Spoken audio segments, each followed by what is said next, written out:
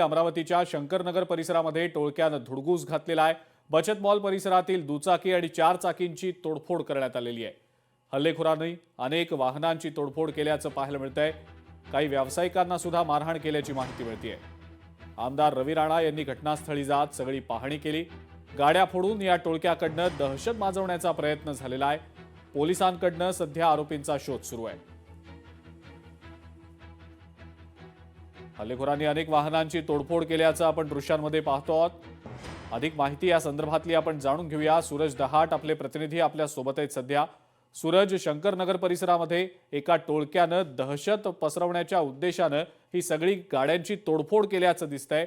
अंदाजे किती गाड्यांचं यात नुकसान झालंय आणि काही व्यावसायिकांना सुद्धा मारहाण झाल्याची माहिती मिळतेय। हे याबद्दलची काय अपडेट आहे आणि हे टोळकं नेमकं कुठलं होतं, त्यांची काही माहिती समजू शकली आहे का पोलिसांना?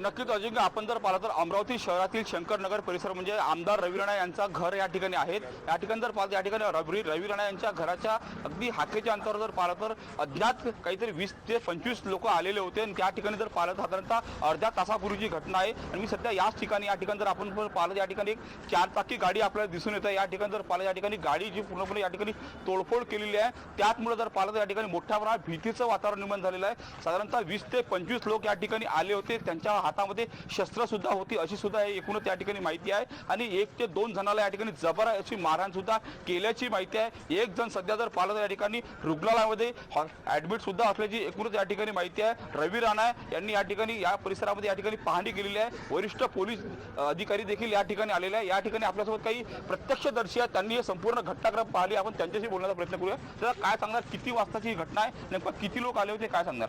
8:30 वाजताची घटना आहे सर।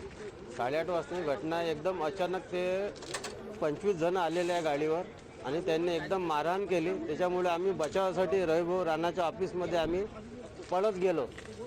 तिथं आमचा जीव वाचला। बाकी जे या रस्त्यावर आहे ते सर्व तोडफोड झालेली आहे। इथे काय नेमकं कारण आहे? काही लोकांना मारहाण सुद्धा केल्याची माहिती आहे सर। मारहाण केली, पण आता ते कैसे जे लोक सापडले त्यांना मारहाण केली त्यांनी। क्या बोलना था, भाई का मर्डर हो गया, भाई का मर्डर हो गया, निकलो यहाँ से, निकलो, क्या कर रहे हैं यहाँ करके।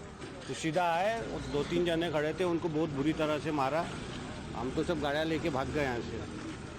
नक्कीच या ठिकाणी आपल्याजवळ त्यांची गाडी आहे ते सुद्धा आपल्यासोबत आहे। तर काय सांगणार, तुमची गाडी या ठिकाणी होती का? हाँ, मेरी गाड़ी पड़ी थी। जिम में गया था मैं ऊपर, और जैसे ही नीचे आया बहुत 25 लोग थे और सबकी गाड़ियाँ फोड़ रहे थे, सबको मार रहे थे। मासूम लोगों को भी मार रहे थे बहुत बहुत ज़्यादा। और पीछे से गाड़ी फोड़ के गया मेरी। अजिंक्य सर, हे संपूर्ण आपण ज्या लोकांच्या प्रतिक्रिया जाणून घेतल्या, संपूर्ण या ठिकाणी प्रत्यक्षदर्शी आहे। साधारणतः 20 ते 25 लोक या ठिकाणी आलेले होते। त्यांनी अचानक आले, आमच्या कोणाचा तरी या ठिकाणी हत्या झाली दुपारच्या सुमारास असं त्यांनी सांगितलेलं। तुम्ही या ठिकाणून जा। या ठिकाणी त्यांनी मोठ्या प्रमाणात शिवगाळ सुद्धा केलेली होती आणि या ठिकाणी दगडफेक केली। कारण काय, दुसऱ्या बाजूला आपण जर पाहता या ठिकाणी काही दगडाचे आपल्याला या ठिकाणी दगड सुद्धा दिसत आहे, विटा सुद्धा या ठिकाणी पडलेल्या दिसत आहे। तुर्तास जर आपण जर पाहतो या ठिकाणी आमदार रवी राणा यांनी या ठिकाणी वरिष्ठ पोलीस अधिकाऱ्यांसोबत या ठिकाणी पाहणी केली आहे। नेमकं हल्लेखोर कोण आहे त्यांचा संपूर्ण शोध घेण्यासाठी आहे अमरावती शहर पोलिसांनी आता पथक सुद्धा नेमलेले आहे। तातडीने या संपूर्ण हल्लेखोरांना पकडा अशी एकूणच या ठिकाणी मागणी होत आहे। कारण का आपल्याला माहितीच आहे की अमरावती महानगरपालिकेची निवडणूक आहे। या निवडणुकीच्या तोंडावर अशा प्रकारे अमरावती शहरातील कायदा व सुव्यवस्था धोक्यात येत असेल तर निश्चितच अतिशय चिंतेची बाब आहे। कारण का अलीकडे जर आपण जर पाहिलं तर अमरावती शहरामध्ये मोठ्या प्रमाणात गुन्हेगारीचं प्रमाण वाढले होतं। बाल गुन्हेगारी वाढली होती, ड्रग्जचं प्रमाण देखील मोठ्या प्रमाणात या ठिकाणी वाढले होते। त्यामुळे तातडीने या जे काही टोळक्याचा एक संपूर्ण टोळका आलेला आहे त्यांना संपूर्ण जेरबंद करा, त्याच्यावर कठोरातली कठोर कारवाई करा अशी एकूणच या ठिकाणी नागरिकांच्या वतीने मागणी करण्यात येत आहे। बरोबर आहे सूरज, धन्यवाद। आपण जी सविस्तर माहिती दिली त्याबद्दल। आणि पोलीस या सगळ्या संदर्भातला तपास सध्या करता आहेत आणि स्थानिक आमदार रवी राणा देखील घटनास्थळी पोहोचलेले होते। झालेल्या तोडफोडीची आणि नुकसानाची त्यांनी पाहणी देखील केलेली आहे। लोकशाही मराठी ऐका, पहा, जागरूक रहा।